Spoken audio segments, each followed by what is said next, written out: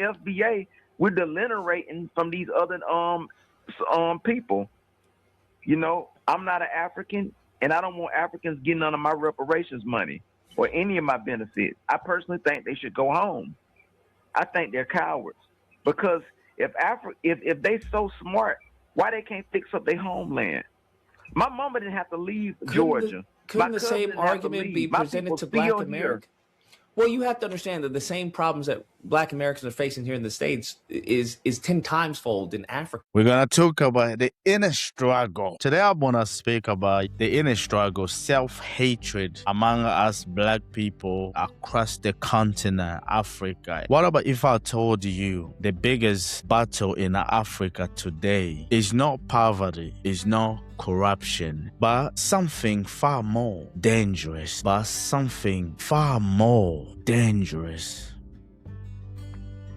a war within the mind. It's not about the physical chain that we used to see. When we had that chain upturned our ancestor back in the day, it's not about this chain anymore. When we used to have that physical chain, the physical chain. But that physical chain, it was removed. The physical chain, it was removed long time ago. But the biggest challenge is the invisible chain that we cannot see. The invisible chain. I can't see it. The war within the mind. That's what I'm talking about. The invisible chain. We could be cured of our slave mentality that was indoctrinated into us during slavery. We would realize that just as the white man can do these things for himself and his kind, we can get together in unity and harmony and do the same thing for ourselves and our kind. The white man has brainwashed the so-called Negro to the point of believing in white supremacy so much that today some Negroes think that they're not making progress or they don't have anything unless they're living in a white neighborhood, unless they have the white man's neighborhood, a seat in the white man's school or a position on the white man's job, and they even have taken it so far they don't think they're successful in life unless they have a white woman as a wife. Welcome to Wake Up Africa. We will challenge the mindset, confronting uncomfortable truth, and break down the reality shaping our people today. We're talking about something many are afraid to admit within our community: self-hatred and the silence war against our own identity. When I'm saying the silence war against identity, before I even go, let me just say this. Why I'm challenging this to myself and to speak about this. Why? I haven't done a video in a while. A couple of days I haven't created a video because I reacted to one of Amazing Lucas video, and it was really sad, because to see so much hatred among us Black people, especially here in Black America, the way they think about us African, the hatred that they have for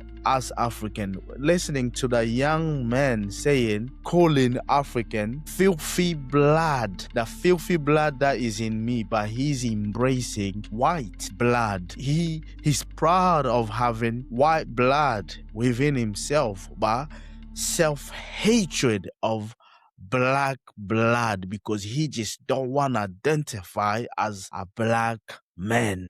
A little European. For me, I got some European, some native, and some filthy African blood in me.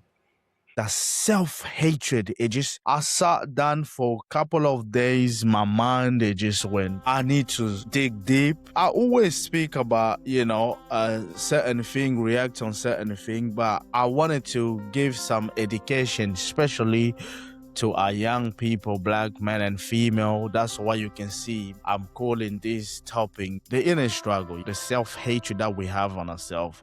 So self-hatred, it does not always look obvious. It hides in the way we think, the way we speak, and even in what we admire. It's when we begin to reject who we are, seeing that to a lot of us Black people, our culture, our history, our identity, and we replace it with something we believe is better. That's why majority of us black people we do. We trying to replace. It's like hearing the young brother talking about that filthy African blood on me. That filthy African blood on me. Can you see the self-hatred? That's why our culture, our history, our identity is something very important, but we try and replace it with something we believe is better. African blood, African origin, African culture, African ties.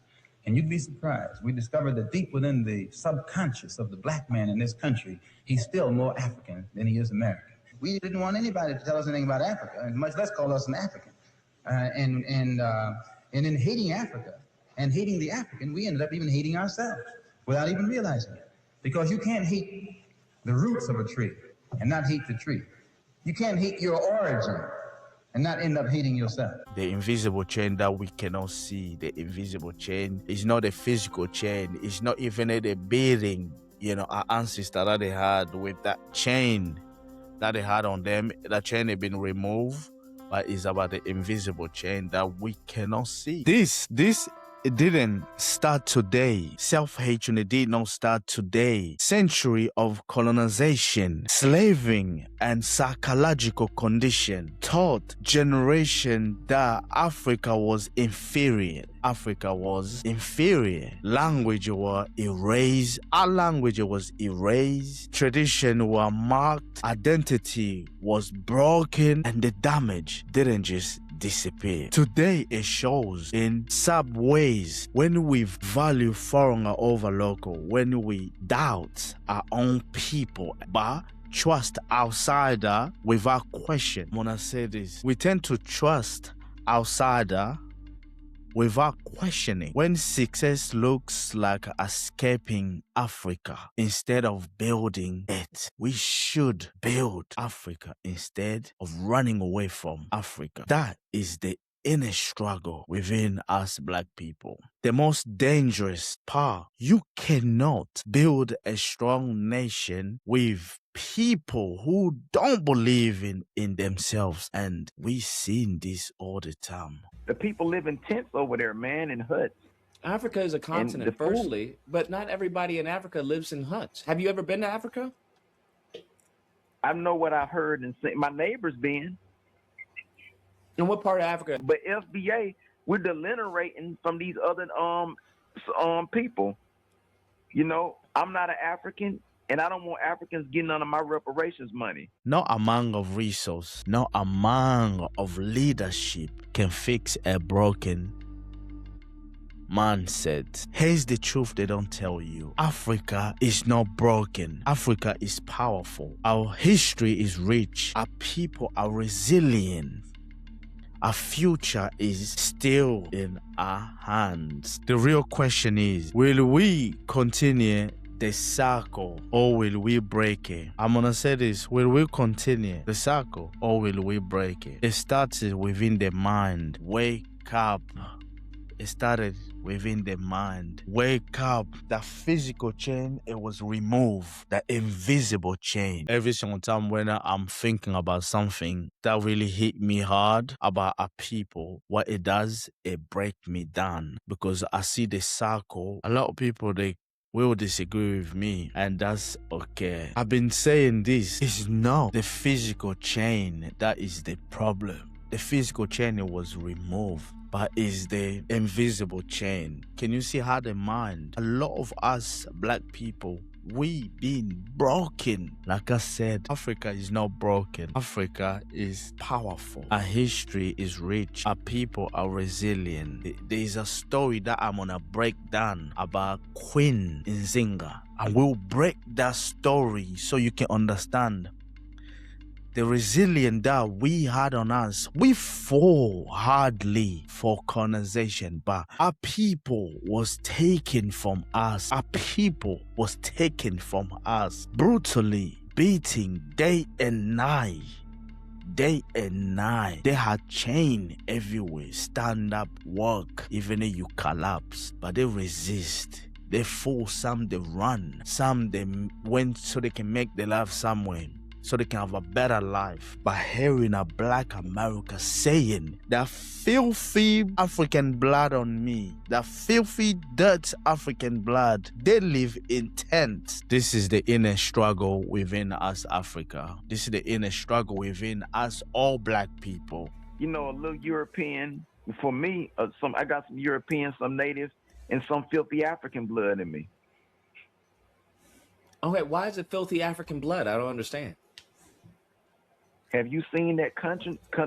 The people live in tents. That's the mess for today. I hope you can like, subscribe, share, and we're gonna carry on and speaking about the inner struggle within us black people. I'll catch you guys to the next one. Peace.